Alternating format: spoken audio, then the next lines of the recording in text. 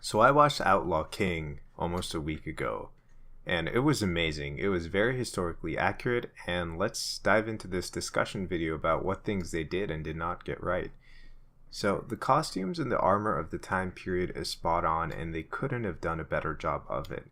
The inclusion of certain tiny details was the most impressive, and you could tell that the director of the movie wanted to be as accurate as possible. The inclusion of the werewolf trebuchet was fantastic, and it was used in the siege at Stirling Castle. According to history, Edward Longshanks did not accept the enemy surrender until he had fired it at them. That was an amazing feat what they pulled off in the movie, and I hope to see more of this in movies to come in the future. Now, let's talk about the actress who plays Robert's wife, Elizabeth de Burgh. She did an amazing job at her role and was the daughter of the Earl of Ulster and Connaught. Amazing detail in pointing out she was the goddaughter of King Edward I. Now, they did build, in fact, a special cage for her in real history to keep her hanging suspended in the air just outside the castle wall. Now, coming to Robert the Bruce. He did murder John Comyn on the 10th of February, 1306.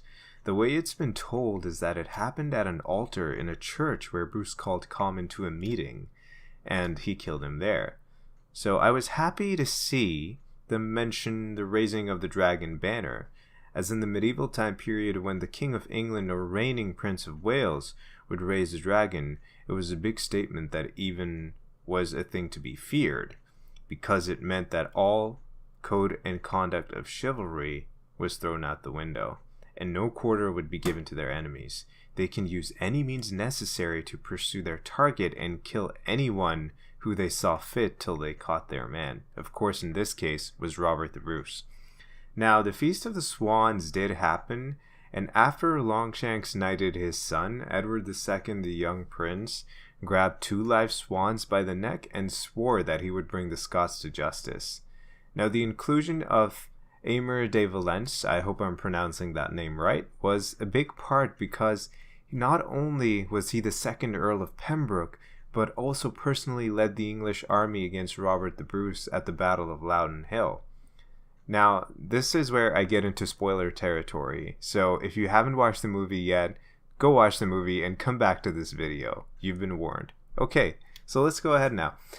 Robert the Bruce chose boggy ground to defeat the English at the Battle of Loudon Hill, which was another historically accurate event that it was amazing, honestly.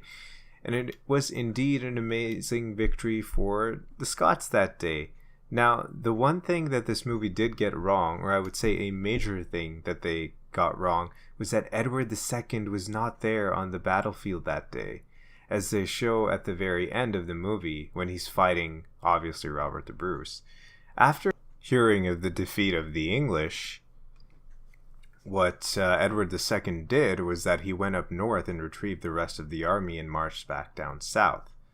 Now, that being said, coming back to Edward Longshanks, the Hammer of the Scots, he did die on the journey, and he died of dysentery.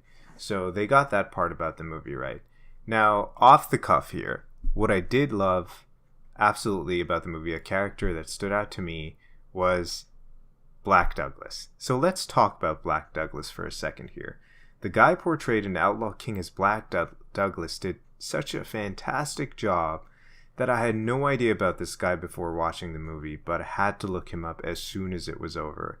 And what I found was so amazing. Once again, this character was so historically accurate that he did yell his surname Douglas when taking his land back.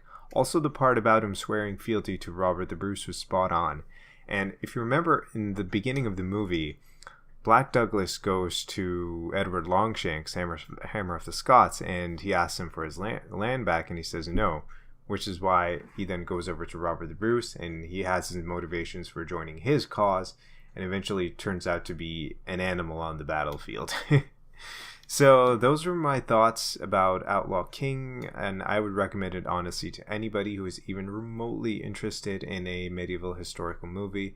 And it's honestly a fantastic movie, and I would say if you have Netflix, go watch it. It's amazing.